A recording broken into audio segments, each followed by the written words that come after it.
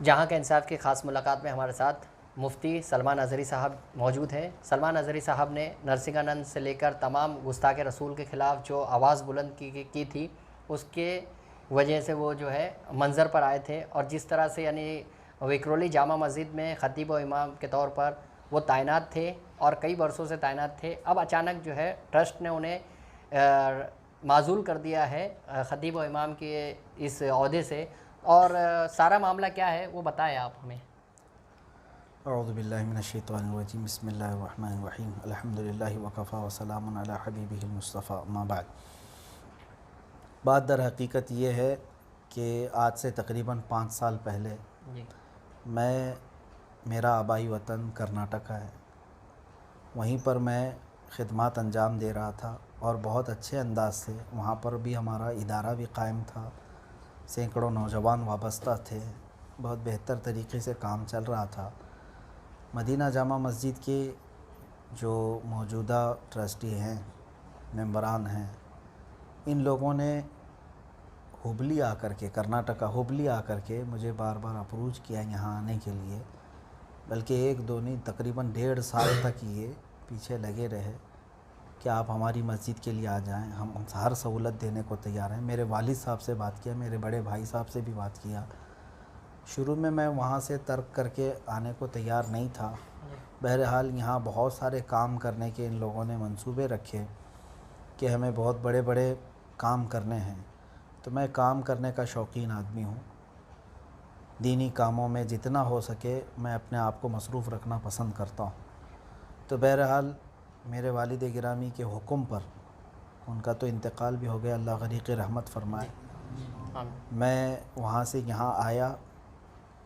یہاں کے مدینہ جامع مسجد کے صدر اور ان کے تمام ممبران کی بڑی خواہش کے ساتھ اور بہت شان کے ساتھ یہ لوگ لے کر کے آئے، بڑے بڑے جملے کہے گئے، یہاں تک کہ وہ باتیں آج کہیں تو لوگوں کو مذاق لگتا ہے، جس انداز سے ان لوگوں نے بڑی بڑی باتیں کہی تھی کہ ہمارے محلے میں جو ہے ایک ولی کا قدم آ گیا، فلاں آ گیا، بہت ساری چیزیں، یہ ایسی ہوتی ہے ان کچھ لوگوں کی فطرت۔ تو بہرحال آنے کے بعد بہت اچھی سہولتوں کے ساتھ یہاں رکھا بھی گیا، اور دینی خدمات میں نے کوئی کسر نہیں چھوڑی، میرا پورا محلہ گواہ ہے۔ الحمدللہ آنے کے بعد میں نے جو یہاں پر سنبھالا، باغڈور سنبھالا، امامت تو دیکھیے جس طرح کی ہوتی ہے، میں اس طرح کی یعنی جس طرح پابندیوں کے ساتھ میں اس طرح سے شروع سے بھی نہیں کر سکا، کیونکہ میری دینی مصروفیات بہت زیادہ ہوتی ہیں۔ یہ مجھے ہر طرح کی سہولت دے کر کے اس بات پر اتفاق کر کے لائے تھے، اس میں ہمارے بڑے بھائی صاحب بھی گواہ ہیں اور دیگر لوگ بھی گواہ ہیں کہ آزاد طریقے سے مجھے یہاں رکھا گیا تھا کہ جب جب آپ یہاں پر آئیں گے آپ امامت کریں گے، یا جس وقت آپ اویلیبل ہوں گے آپ نماز پڑھائیں گے، اور باقی آپ کو جو یہاں پر خدمات کرنا ہے وہ سب کر سکتے ہیں۔ یہ تمام باتوں کے ساتھ الحمدللہ میں یہاں پر کام شروع کیا، اور یہاں میرے آنے کے وقت جو ہے جو لوگوں کی نمازوں کی حالات تھے وہ جانتے ہیں لوگ، میں اب ان تمام چیزوں کو ذکر نہیں کر رہا۔ تحدیث نعمت کے طور پر میں یہ کہتا ہوں کہ جس وقت آیا تھا تو صرف 50-55 چھوٹے بچے پڑھتے تھے، اور آج الحمدللہ تقریباً 475 بچے وہاں پر پڑھتے ہیں، 450 بچے لاک ڈاؤن سے پہلے تک کی رپورٹ یہ۔ پھر ہم نے اس میں دارالعلوم بھی قائم کیا، جامعہ ریاض الجنہ نام سے، محلے کے کئی طلباء اس میں حافظ قرآن بننے لگے، ماشاءاللہ، اور عالم کورس بھی شروع کیا، اور اس کے علاوہ دعویٰ کورس نام سے ہم نے نوجوانوں کے لیے جو کالج والے ہیں، بزنس والے ہیں، جاب والے ہیں، ان کے لیے شروع کیا۔ تقریباً 250 نوجوان پڑھتے تھے ہمارے پاس 3 بیچ میں، 2 مرتبہ ان کو پڑھایا۔ اس کے بعد پھر بوڑھے لوگوں کے لیے ہم نے یہاں پر یعنی اباؤ 40 وہ تقریباً 80 لوگوں کو ایڈمیشن لے کر کے ان کو پڑھانے کا ایک سلسلہ شروع کیا۔ بہت ساری چیزیں شروع کی گئی ہیں، یہاں تک کہ اسکول کو بھی شروع کیا گیا مدینہ جامع مسجد کے ہی احاطے کے اندر۔ کام تو بہت اچھے چل رہے تھے، ہر ہفتے جو ہے 3 دن تک یہاں قرآن پاک کی تفسیر ہوتی تھی، اور اس کے بعد پھر ہر ہفتے جو ذکر کی مجلس ہوتی تھی، وہ تو میں کہتا ہوں کہ شاید پورے ممبئی میں کہیں جو ہے رات کے 12 بجے کے بعد محفل اس طرح کی ہر ہفتے نہیں ہوتی ہوگی. رات 12 بجے سے لے کر رات کے 2 بجے تک پھر لوگ روزہ رکھتے تھے جمعرات کے دن. اور الحمدللہ ماحول بہت اچھا تھا, ساری چیزیں اچھی تھیں. اب دیکھیں ان لوگوں کے اندر جو آپ کہہ رہے ہیں یہ ٹرمینیشن کا مسئلہ آیا ہے, انہوں نے فتوے کو ایک آڑ بنایا, اور آج میں پورے ہندوستان بھر میں بھی جو بحث چھڑی ہے ان سے بھی کہتا ہوں اصل مسئلہ فتوے کا نہیں ہے. فتوے کا ادب و احترام ہم کرتے ہیں, اس کے اگینسٹ لوگوں کو جانا بھی نہیں چاہیے. نہیں, ہم نے آپ کا ویڈیو بھی دیکھا, اس میں بھی آپ نے جی کہا ہے. ہاں, اصل جو ہے مدعا ہے اس کو تو لوگ جان ہی نہیں رہے ہیں کہ یہ ٹرسٹیوں نے کیا ظلم ڈھائے ہیں, اور ان لوگوں نے کتنی بڑی شڑینتر رچا پوری امت میں انتشار اور افتراق پھیلانے کے لیے. آج علماء کے 2 گروپ کر کے رکھ دیا ان لوگوں نے. ہاں, ان لوگوں کی حرکتوں کی وجہ سے یہ من مانی تمام چیزیں کیے. یہاں پر جو باہر بیٹھے ہوئے تبصرے کر رہے ہیں نا, ان سب سے میں کہتا ہوں کہ محلے میں آ کر کے عوام سے تبصرے لیں, پوچھیں, یہاں پر حالات کا جائزہ لیں کہ کیا چل رہا ہے یہاں پہ. سب کچھ ٹھیک ٹھاک تھا, بس تکلیف ان کو کہاں سے شروع ہوئی وہ میں آپ کو بتاتا ہوں. جی بتائیے. ہماری تنظیم ہے الامان سنی فاؤنڈیشن. جی. یہ میں جب ہبلی میں تھا تب بھی قائم تھی, اور آج بھی وہاں پر قائم ہے الحمدللہ. اور بھی کئی جگہوں پر اس کی برانچز ہیں. میرے اپنے آبائی وطن میں ہے, ممبئی میں بھی دوسری جگہ پر ہے, وسئی میں ہے, جہاں جہاں تھی یہ قائم تھی. تقریباً 2008 سے چل رہی ہے. میں یہاں آیا ہوں 2017 میں. اب یہاں آنے کے بعد نوجوانوں کو ایکٹیو رکھنے کے لیے ان کو میں نے اس تنظیم سے جوڑا. ان کو یہی چیز بری لگی, اور یہ بار بار یہ کہتے ہیں کہ ایک کمپنی کا ایمپلائی جو ہے دوسری جگہ کام نہیں کر سکتا. انہوں نے مسجد کو کمپنی بنا دیا ہے. کمپنی نہیں ہے یہ دینی خدمات میں 70 جگہ کام کرنا ہوگا تو فقیر حاضر ہوگا, میں جاؤں گا. کئی تنظیموں کے مجھے صدر بنایا گیا ہے, کئی تنظیموں میں جو ہے الگ الگ عہدوں پر ہے, میں کام کر رہا ہوں. دوسرے علماء بھی کر رہے ہیں. امامت کے ساتھ کرنا کوئی جرم ہے؟ نہیں, بالکل. ہاں, بس اس کو مدعا بنایا, وہیں سے ان کو تکلیف ہے. اصل میں یہ محلے کے نوجوان لڑکوں کو نہیں چاہتے تھے, وہاں سے جو ہے نا انہوں نے ہمارے سے دشمنی پکڑ لی بس, کہ ہم آپ کو لائے تھے اور آپ ان کے ہو گئے. بس ہم آپ کو لے کر کے آئے تھے, ہم نے آپ کو اتنی سہولتیں دی, ہم نے آپ کو وہ کیا یہ کیا, اور آپ جو ہے محلے کے ان لڑکوں کے ساتھ چلے گئے. کیا برا کیا میں نے ان نوجوان بچوں کو؟ آپ بتائیں, میں آپ کو بتاؤں, ان میں سے ایسے ہیں جو نشہ کا کاروبار کرتے تھے, نشہ بیچتے تھے اور نشہ کے ایڈکٹ تھے. آج وہ الحمدللہ پوری نمازوں کے پابند ہیں. ماشاءاللہ. الحمدللہ آج میں ان کو کھڑا کر سکتا ہوں, لیکن میں کسی کو جو ہے ڈیمیج کرنا نہیں چاہتا, کسی کی عزت. وہ لوگ بھی جانتے ہیں ان تمام باتوں کو.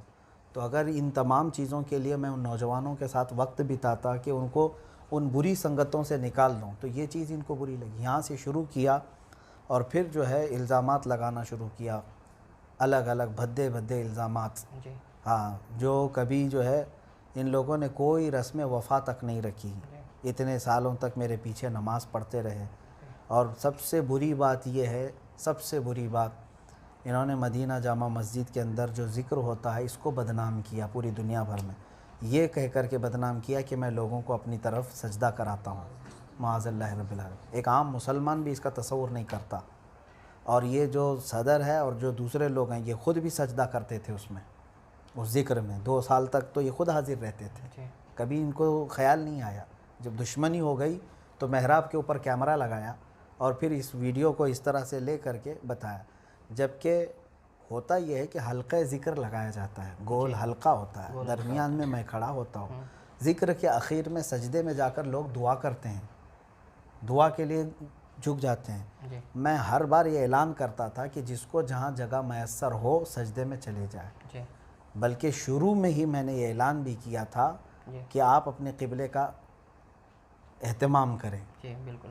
تو بہرحال کبھی ہمارے ذہن و دماغ میں بھی, تصور میں بھی یہ نہیں کہ لوگ جو ہے نا اس طرف سجدہ کریں. جگہ کی قلت ایسی ہوتی تھی کہ جہاں جہاں لوگوں کو جیسا موقع ملتا, وہ کوئی عبادت کا سجدہ نہیں تھا, نماز کا سجدہ نہیں تھا, دعا کا سجدہ. دعا کے لیے بندہ جس طرف چاہے جھک جاتا تھا. تو اب اس کو جو ہے نا انہوں نے ایسی شکل دی کہ دنیا بھر میں خالی جو ویڈیو دیکھے گا نا اس کو ایسا لگنے لگے کہ یہ تو سجدہ کروا رہے ہیں. تو یہ ایک مسلمان کے خلاف شڑینتر رچنا, یہ قیامت کے دن اس کا جواب دیں گے. یہ جو میرے خلاف ان لوگوں نے ایک پورا ماحول کریٹ کیا اور آج بھی بدنام کرنے کے لیے اس چیز کو چلاتے ہیں. جی بہرحال اب یہ سب چیزوں سے نہیں چلا تو اب فوٹو اور ویڈیو کا مسئلہ جی لے وہی کر کے آئے. اسی پر میں آپ کو بتاتا ہوں, جی ان سے آپ جا کر کے سوال بھی کر لیں کہ جی مسجد میں کیمرہ لایا کون تھا, ہماری ویڈیو شروع کس نے کیا تھا. یہی صدر ہے, ان کا خود کا کیمرہ ہے. جی ہاں یہ کئی ہزار کا کیمرہ لے کر کے آئے. آج بھی مدینہ جامع مسجد کے نام سے یوٹیوب چینل موجود ہے, اس میں جا کر کے دیکھ لیں. بیک گراؤنڈ یہ صحیح کرتے تھے روزانہ آ کر کے, یہ خود ہی لگاتے تھے. اچھا سیٹ اپ پورا ان کا ہوتا تھا, لیپ ٹاپ ان کا ہے, کیمرہ ان کا ہے, سب کچھ ان کا تو ہے. معاملہ اختلاف کہاں سے پیدا ہوا؟ بتا تو رہا ہوں میں آپ کو, سب کچھ یہی کرتے رہے. 2 سال تک تو ہماری ویڈیو خود بناتے تھے یہ. اچھا ہاں خود بناتے تھے ہر جگہ. اور اس کے بعد پھر جو ہے ان کو اس وقت سے بھی معلوم ہے جی کہ ہم بریلی شریف سے کس قدر ادب و احترام رکھتے ہیں. جی دیکھیں میں ان تمام جو ہے خطابات کو جو ویڈیو میں نشر کیے جا رہے ہیں جی صرف اور صرف دینی غرض سے استعمال کر رہے ہیں جی کہ آج حالات ایسے ہو گئے ہیں کہ مجبوری آ گئی ہے جی کہ باطل قومیں جو ہے اس پر پورے کے پورے حاوی ہو گئے ہیں سوشل میڈیا پر. جی جی اگر میں وہاں جواب نہ دوں جی تو بہت ساری چیزیں ہم دیکھ رہے ہیں, ہم آڈیو میں بھی کیے ہوئے ہیں. ہاں, آپ ایسا نے تو نہیں ہے, نرسنگانند کو بھی جواب دیا. وہ تو ہے اس وقت. اس سے پہلے آپ دیکھیں سال بھر تک میری تفسیر قرآن جہاں جہاں ہے جی آڈیو میں رہی ہے. تقریباً 3 سال تک تفسیر بھی جو ہوتی رہی آڈیو میں ہوتی تھی. لیکن جہاں ضرورت پیش آتی تھی کہ نہیں یہاں پر سوشل میڈیا میں جو ہے نا جواب دینا ہے, جی تو میں وہ ضرورت اور شرعی حاجت کو محسوس کرتے ہوئے اس کا استعمال ویڈیو کرتا سے رہا. متعلق بھی علماء میں کافی اختلاف پایا جاتا ہے. الگ الگ فتاوے ہیں, آراء ہیں علماء اکرام کی, جی الگ الگ ہیں. یہ تو برسوں پہلے سے چلی آ رہی ہیں جی چیزیں. لیکن میں آپ کو پھر سے یہ بتا رہا ہوں کہ فتویٰ اصل چیز نہیں ہے جس پر آج پوری بحث کر رہے ہیں لوگ. جی میں کہتا ہوں بریلی شریف کا ادب و احترام ملحوظ رکھیں. جی آج پھر سے میں کہتا ہوں نہ وہاں فتوے کی توہین کریں, نہ مفتیان کرام کے خلاف بات کریں. میں اس کا قائل نہیں ہوں. میں لوگوں کو اس جانب توجہ دلانا چاہتا ہوں کہ ایسے جاہل اور فاسق مولن اور شڑینتر رچنے والے جب فتوے کا استعمال کرتے ہیں تو اس سے بچنا چاہیے کہ اس سے امت میں کس قدر یہ لوگ انتشار پھیلاتے ہیں.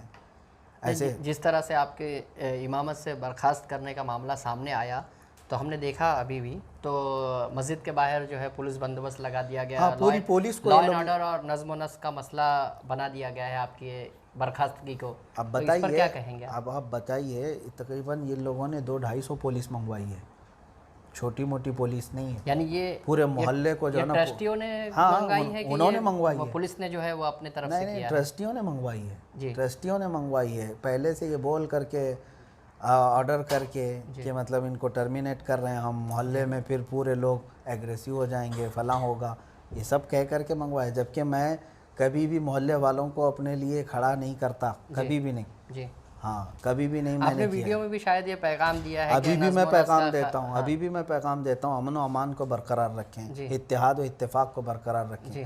لیکن ان لوگوں نے ٹھان لی ہے, ضد کیا ہے اس چیز کو بغیر کسی وجہ کے. آپ ڈھونڈیں گے کوئی وجہ نہیں ملے گی. یہ فوٹو اور ویڈیو کے مسئلے کو لے کر کے اتنا اچھل رہے ہیں, ذرا ان کے سارے اکاؤنٹس چیک کریں. ہاں یہ تو وہ لوگ ہیں سارے کمیٹی میں جن کو بریلی شریف سے کوئی تعلق نہیں ہے, یہ بریلی کا استعمال کرتے ہیں. یہی کہتے ہیں اس میں کہ تاج الشریعہ سے مریدین ہیں, ان میں سے کوئی مرید نہیں ہے, کوئی نہیں, جھوٹے ہیں. جی ہاں یہ جھوٹ بولتے ہیں, اور ان میں سے تو اکثر رافضیت زدہ ہیں, شیعوں کے ساتھ ناچنے والے. جی ہاں تو اب آگے کا کیا منصوبہ ہے جس طرح سے اب یعنی یہ ہم نے تمام دیکھا؟ ہاں میں آپ کو یہ بھی بتا دوں کہ پورے ہندوستان بھر میں جو یہ ماحول بنایا گیا ہے, فتوے کے خلاف نہ بات کریں کوئی. جی فتوے کے خلاف فتویٰ جو ہے نا وہ ایک شرعی حکم ہوتا ہے, اور علماء اکرام مفتیان اکرام کے دونوں رائیں آتی رہتی ہیں, اس میں دونوں جانب کا ادب و احترام ملحوظ رکھنا چاہیے. میں صرف اور صرف سب کو آگاہ کرانا چاہتا ہوں کہ ایسے جاہل اور فاسق مولن جو لوگ ہیں, علماء کے سخت ترین یہ لوگ گستاخ ہیں. جی میں اگر آپ کو بتاؤں یہ میں پہلا نہیں, یہاں پر 35 سال سے امامت کرنے والے امام کو بھی یہی ٹرسٹیوں نے نکالا. ہاں ان کے بعد تقریباً 8 یا 10 اماموں کو اور نکالا. میں تو اب 11ویں نمبر پہ ہوں گا شاید. تو یہ اسی طرح کی حرکت کرتے ہیں؟ یہی حرکت کرتے ہیں. ان کا ریکارڈ ہے, محلے میں آ کر کے پوچھیں آپ کتنے اماموں کو نکالے یہ, اور ہر بار فتویٰ لے کر کے آتے ہیں بریلی شریف سے. نہیں الگ الگ جگہوں سے لے کر کے آتے ہیں جہاں سے ان کو ضرورت پیش آ جائے. اس سے پہلے جو 35 سال امام تھے یہاں پر, 35 سال کیا ہوتا ہے, پوری زندگی چلی جاتی ہے. ان پر بھی فتویٰ ہی لے کے آئے تھے, ان کو بھی یہ کرنے کے لیے پولیس فورس ہی لگائے تھے. ایسے یہ حرکت ان کی ہے. تو اب یہ جو حالات جو ہے وہ کنٹرول سے باہر جا رہے ہیں, نوجوان جو ہے وہ آپ کے ساتھ ہیں, بہت سارے نوجوان جو ہے آپ سے جڑے ہیں, یعنی جو آپ نے تذکرہ بھی کیا ہے, آپ نے کئی نوجوانوں کی جو ہے دینی تعلیم میں جو ہے وہ بدل کر ان کی جو ہے زندگی بدل کر رکھ دی, آپ نے بتایا. تو ایسے میں کیا اپیل کریں گے اور کس طرح سے یہ پورے معاملے کو آپ دیکھتے ہیں؟ میں عوام اہل سنت سے یہی گزارش کروں گا کہ کبھی بھی دینی منصب کو ایسے ہاتھوں میں جانے نہ دیا جائے جو شریعت کا اور دین کا مذاق اڑاتا ہو. سمجھ رہے ہیں آپ, جو شریعت کا اور دین کا مذاق یہ یہاں پر موجود جتنے علماء پڑھاتے تھے ان کو اس طرح سے ارے ترے جس طرح سے ایک عام آدمی کو بلاتے ہیں اس طرح علماء اور حفاظ کو بلاتے ہیں, نام بگاڑ کر کے. ہاں, اس پر بھی میں ان کو ڈانٹتا رہتا تھا, تنبیہ بھی کرتا رہتا تھا. علماء میں سے ایک کا بھی ادب نہیں کرتے, کسی کا ادب نہیں کرتے. یہ جن کے پیچھے نماز پڑھتے ہیں اس کو ہی نام لے کر کے جیسے چھوٹے بچے کو بلاتے اس طرح سے بلاتے ہیں لوگ. ہبلی کیس کے تعلق سے بھی آپ کا کچھ معاملہ ہاں, اب ایک بات یہ بھی میں بتاؤں آپ کو, ایک بات کہ نفرت میں آدمی اس قدر ڈوب جاتا ہے. ان لوگوں نے جو حرکت کی ہے جانتے ہیں, خالی یہ فتوے سے خاموش نہیں ہے. ہاں, کہ اتنے پر ان لوگوں نے بس کیا ہے. میں پوری ہمارے پاس فائل ہے, ان لوگوں نے میرے متعلق کہاں کہاں کمپلینٹ کیا. میں آپ کو بتاؤں, میں نے پورے کفر کو چیلنج کیا, گستاخان رسول کو چیلنج کیا, لیکن وہاں سے کوئی ہمارے اوپر اس طرح کے کیس نہیں آئے. لیکن یہی مسجد کے صدر نے کمشنر آف پولیس میں, ڈپٹی کمشنر میں, اور پھر یہاں پر اے سی پی کے پاس, ڈی سی پی کے پاس, اور پھر پارک سائڈ پولیس اسٹیشن میں, وقف بورڈ میں, سب جگہ کمپلینٹ میرے خلاف ڈال کے رکھا ہے. اب میں آپ کو ایک بات بتاتا ہوں, 2015 کی بات ہے یہ, جب ایک مردود خبیث گستاخ رسول کریم صلی اللہ تعالیٰ علیہ وسلم کی شان میں بہت نازیبا کلمات بکتا تھا, کملیش تیواری. ہاں, اس کے خلاف ہم نے احتجاج کیا تھا ہبلی میں. وہ احتجاج تاریخی تھا, ہزاروں کی تعداد میں لوگ وہاں پر بھی جمع تھے. اب اس میں کچھ وائلنس ہوا تھا, ظاہر سی بات احتجاج میں ہوتا ہے. ہم اس کے بعد جو ہے کیس ہوئے تھے, اس میں ذمہ داروں میں جو ہے جو لوگ تھے, تقریباً 20 لوگ تھے, ان میں میرا بھی نام ہے. وہ جو کیس ہوئے تھے وہ احتجاج میں وائلنس ہونے پر ایک گستاخ رسول کے خلاف میں کھڑا تھا, اور آج بھی میں کھڑا ہوں. ان کیسوں کو اس نے ذریعہ بنایا, اور سب جگہ یہ کہتا ہے کہ ان کا کرمنل بیک گراؤنڈ ہے, ان کا کرمنل بیک گراؤنڈ ہے, ان کے اوپر ہبلی میں کیسز ہیں. بھائی کوئی چوری کے کیس ہیں نہیں, برخاست کی جو ہے وہ آپ یعنی آپ کو برخاست کر دیا گیا, کیا آپ اس کو تسلیم کرتے ہیں؟ دیکھیں, کسی کو ڈیمیج کرنا اور اس کی امیج کو خراب کرنا, میں تو اس کو چیلنج کرتا ہوں پھر. ہاں, ان لوگوں نے جو آگے یعنی کیا قانونی چارہ جو قانونی کارروائی کرنی ہوگی وہ میں کروں گا. اچھا, جو قانونی کارروائی کرنی ہوگی وہ میں کروں گا ٹرسٹ کے خلاف, اور جو بھی لوگ ہیں. دیکھیں, ابھی میں نے مان لیا یہ تمام چیزوں کو, کیونکہ اب میری ذمہ داریاں بہت زیادہ ہیں, میں دوسرے کاموں میں مصروف ہوں. ہمارا جو ہے بہت بڑا پروجیکٹ ہے, اللہ تعالیٰ اس میں کامیابی عطا فرمائے. میں ان سے الجھنا نہیں چاہتا. ہاں, جو پاکھنڈیوں کے ساتھ کھڑے ہوتے ہیں, جب گستاخ رسول نرسنگھانند کے خلاف میں موبائلے کا چیلنج دیا, پورا ہندوستان کھڑا تھا ہمارے ساتھ, اور ان کمینوں نے اس بارے میں بھی جا کر کے کمپلینٹ کیا ہے. اس بارے میں بھی جا کر کے پولیس میں کمپلینٹ کیا ہے کہ یہ شخص ہم کو یہاں بھڑکا رہے ہیں اور یہاں فساد ہو سکتا ہے. یہ ہمارے ساتھ کھڑے نہیں تھے, پورے ہندوستان کھڑا تھا. بالکل. ہاں, میں یہی چہرہ ان کا پورے ہندوستان بھر میں دکھانا چاہتا ہوں. فتوے کے مسئلے کو لے کر کے نہ بحث کریں, اصل ظالم تو یہ ہیں جو علماء میں بھی جو ہے لڑا کر کے بیٹھے ہوئے ہیں. یہ تھے مفتی سلمان اظہری صاحب, جو بتا رہے تھے کہ کس طرح سے ان کی برخاستگی کو جو ہے وہ چیلنج کریں گے, کیونکہ ان کی برخاستگی جو ہے وہ درست نہیں ہے. اس میں جو پیمانہ لگایا جا رہا ہے, جس طرح سے بتایا جا رہا ہے کہ ویڈیو کا مسئلہ ہے, لیکن ویڈیو کے مسئلے سے کہیں آگے بڑھ کر معاملے کو مفتی سلمان اظہری نے آپ کے سامنے پیش کیا. حیات مقدم کے ساتھ محمد جاوید شیخ, جہاں کا انصاف.